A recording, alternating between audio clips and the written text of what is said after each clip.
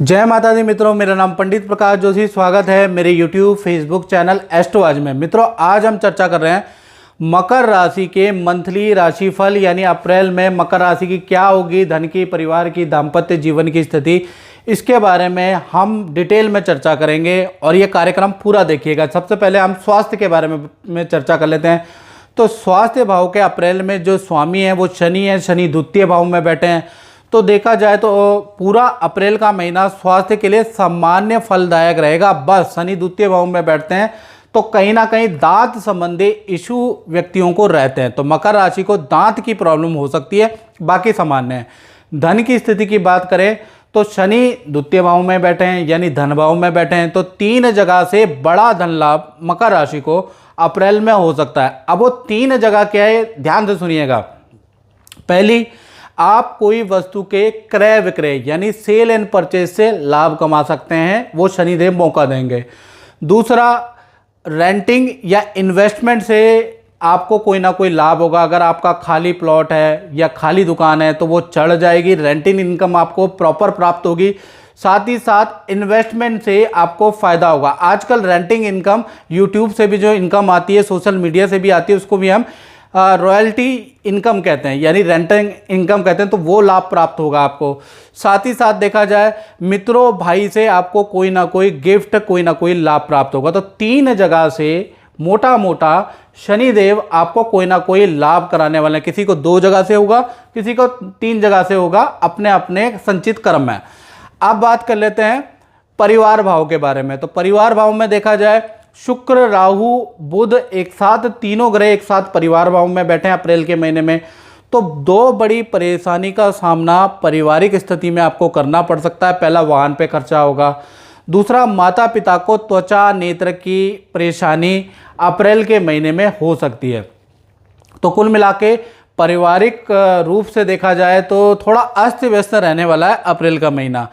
अब बात कर लेते हैं संतान के बारे में। तो संतान के बारे में अगर बात करें, मकर राशि वाले जिनकी संतानें हैं तो उनका जो महीना है 2 भागों में बढ़ जाता है। 1 तारीख से लेकर 6 अप्रैल तक देखा जाए संतान को ENT की प्रॉब्लम रहेगी, एलर्जी या इन्फेक्शन की प्रॉब्लम रह सकती है। 7 तारीख के बाद से 30 तारीख में शुक्र और राहु की युति टूट जाएगी, शुक्र अपने घर में आ जाएंगे, जिस कारण से पहले हम छोटी संतान के बारे में बात करें तो उनको कोई गिफ्ट प्राप्त होगा या उनकी कोई इच्छा पूर्ति आप करने वाले हैं, ऐसा योग नज़र आ रहा है।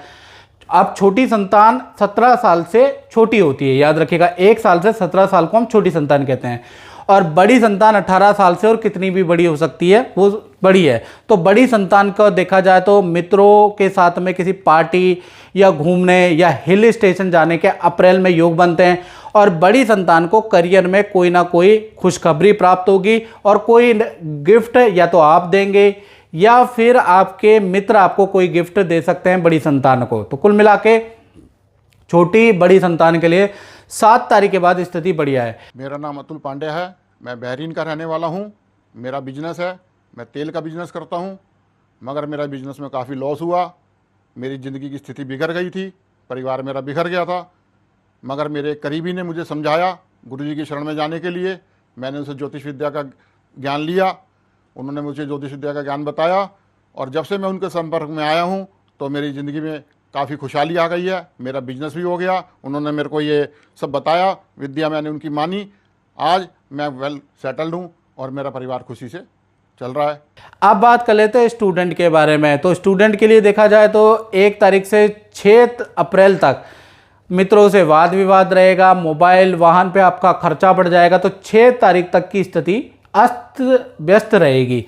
7 तारीख के बाद से लेकर और 30 अप्रैल तक देखा जाए तो किसी पार्टी समारोह या हिल स्टेशन की यात्रा आपकी अचानक बनाएंगे आप।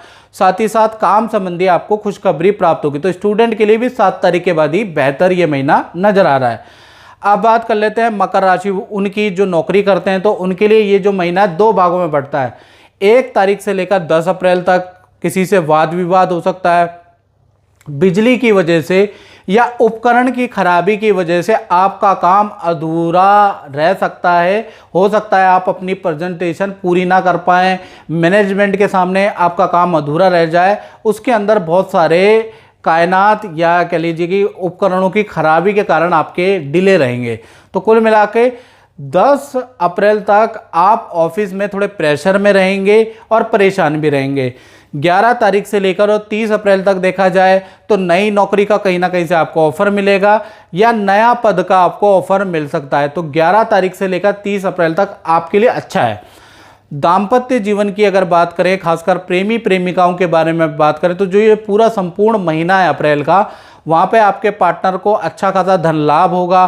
साथ ही साथ आपके पार्टनर का देखा जाए तो गायन वादन या कुकिंग में शौक जागृत होगा। या तो आपका पार्टनर गाने लगेगा या गाना सीखने लगेगा या ऐसी वीडियो देखने लगेगा या फिर कुकिंग से संबंधित उन पे शौक जागृत हो रहा है।